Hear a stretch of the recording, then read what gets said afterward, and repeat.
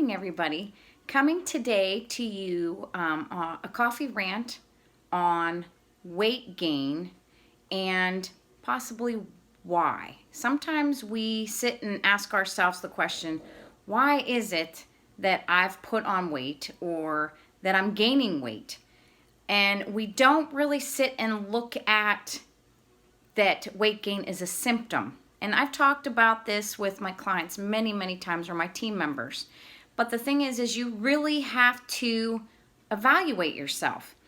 Weight gain is a true symptom of a deep-rooted problem or something that's going on.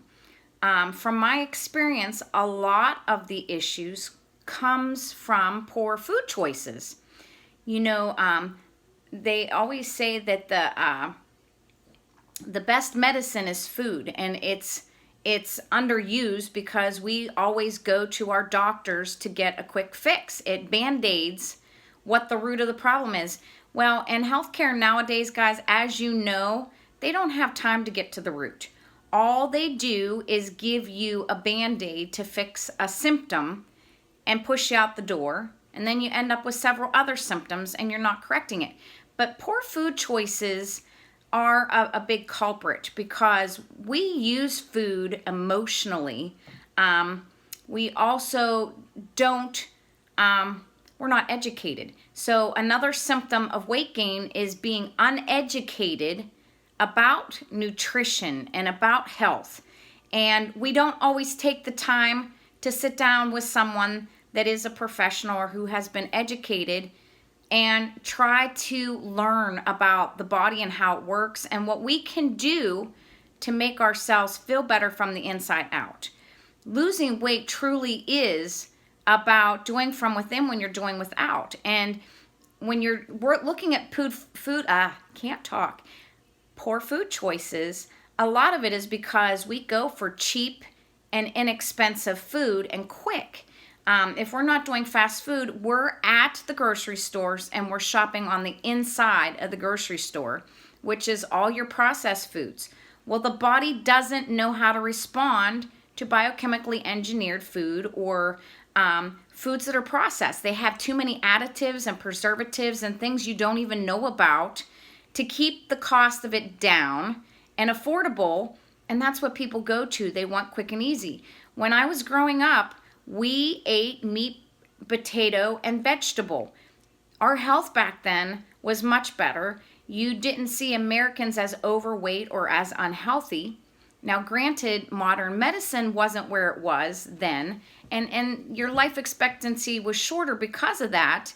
But nowadays, modern medicine is up, but we have more processed foods and bad foods that people don't realize are affecting your health.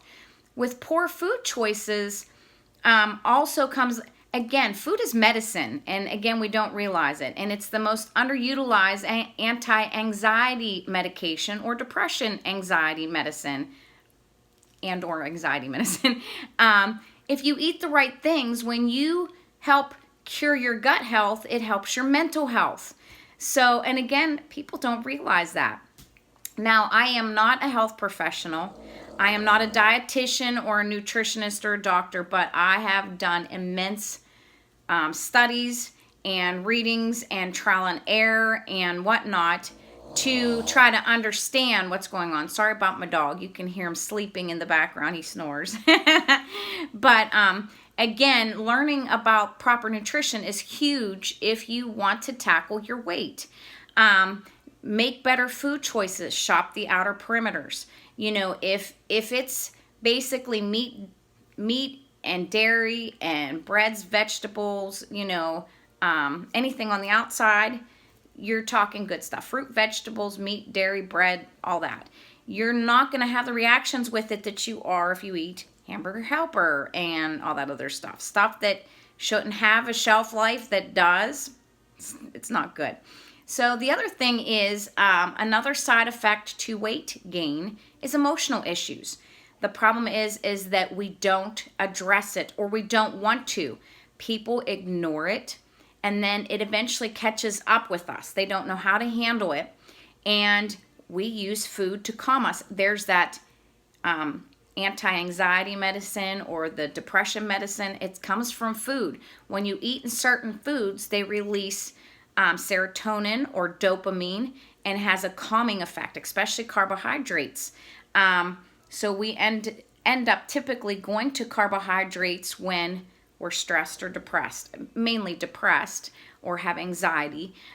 Stress, we end up going to salt because our minerals are depleted and the body craves that salt to bring it back into balance again. Everything is about a homeostasis where the body is balanced.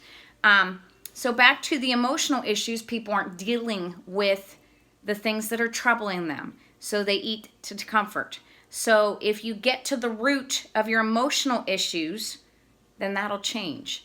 I've met people in my past over the course of years, and some pretty bad things have happened to them at an early age, and they've used food to comfort them, and or even I've met people that have had abuse in some way, shape, or form, and they put weight on to cover up the way they looked so that nobody would find them attractive. And I know it seems different to a lot of us, but that was their coping mechanism. They felt that if they made themselves unattractive and nobody would look at them, that it wouldn't happen again, which is sad, but they've not ever dealt with the issue. And then later on, that ends up trickling into other things emotionally. You get depressed because you put weight on, and then if you can't take it off, then you end up having health issues. So it keeps trickling. So not only do we have emotional issues, but we have past histories.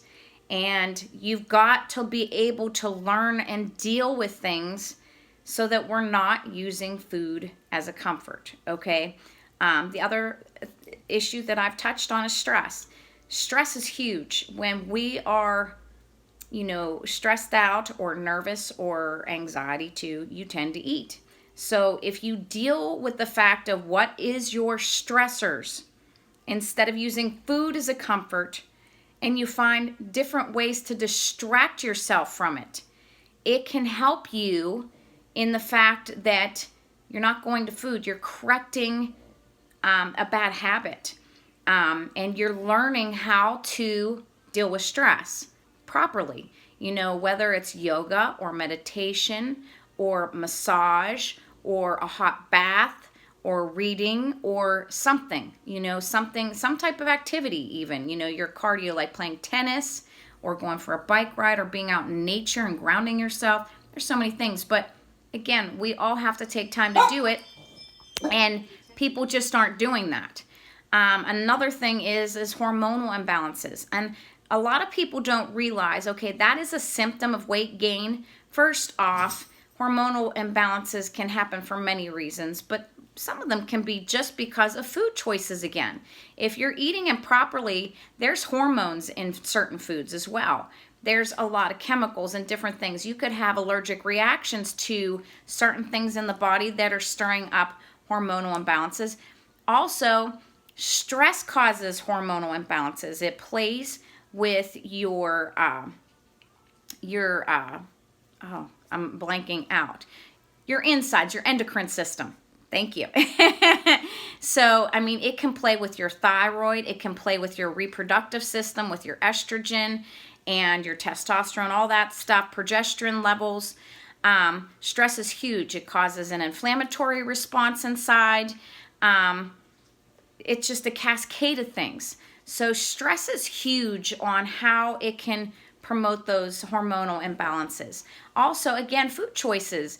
If you're, for instance, estrogen dominant, and you're eating foods that can raise estrogen levels, you're not helping the situation. Again, and it's about getting educated or reading up on it in some way, shape, or form. But also know this, and I've got to put this disclaimer out.